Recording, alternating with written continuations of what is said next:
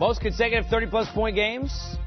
He is now lapping the field, 28, and counting, Coach, for Harden, 30-plus. Well, Smitty made a good point before when we were off the air about suddenly this team that was depleted, didn't have enough guys, and Nene was pulled out of the closet, took mothballs off him to get up and down the floor to have a big body. And Smitty mentioned that all of a sudden, now with what just happened, they're not bad. They're pretty deep all of a sudden. Fareed, right? He's done a nice job. Austin Rivers winds up there. Stauskas, Shumpert. Still waiting, obviously, for CP3 and for Capella. But now when you look at what Harden has done and the growth of the roster, how much more intriguing if they can get their big two back together with Harden, do they become in the playoffs? You know, James Ennis is back playing the third. Yes. And I think they have those guys that are wing guys that can defend. And then you have a guy like an Austin Rivers who can come in, play a point, can score. Then the bigs now, Kenneth Fareed and Clint Capella, those are not two bad bigs, and they play the similar. They can roll, set screens, they can slide their feet on pick and rolls. This team has gotten deep really quick. And it's within reason for them sitting there, even though they're in a spot now where they're a couple of games out of that 3 spot is not that far away, even though they're sitting kind of in 5 and pushing themselves up with Portland and with Oklahoma City. And, Coach, when you think about it, you know, seeding is what it is.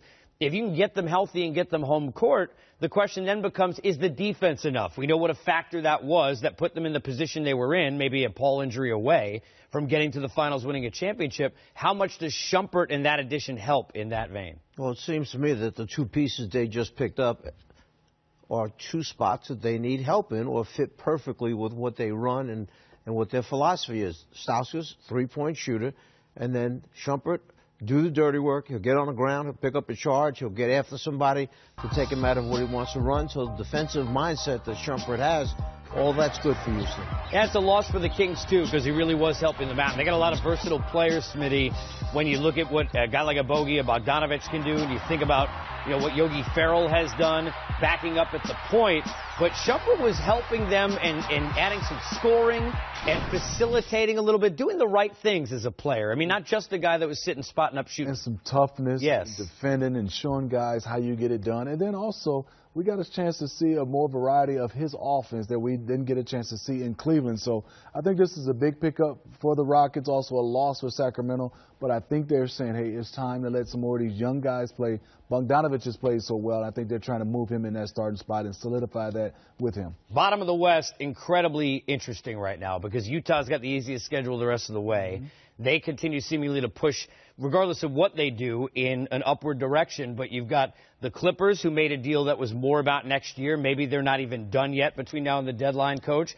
You've got the Laker team. Doesn't look like they're going to get AD. We don't know what they do or don't. The Kings, now you can work Barnes in, but we'll see how that goes when that move is officially made in terms of seeing him in that offense. Dallas, they've made moves to maybe go the other way a little bit. So it's kind of wide open now in that back end looking for that 8 seed. Let me ask you, Shumpert, a little bit of a replacement for Ariza. You think back to what they had, what they didn't have, and now they get a chance to put a piece back in that might be able to give them a little bit of that, as you mentioned, toughness. That toughness. And you said it best. Nick Stauskas, a guy who can shoot the 3, and a guy who has size shooting the 3. If I give you guys Lakers as constituted, no moves. Kings, T-Wolves, Mavs, Clippers. Team that stands out to you that you say, you know what, maybe they could be kind of the leader of that pack, which is all tight within a couple of games for that 8 spot. LeBron, did you say LeBron? I said LeBron. LeBron and the Lakers, if they stay the same. I'm going LeBron and the Lakers just because what they did. Coach talked about it. We saw it before he was injured.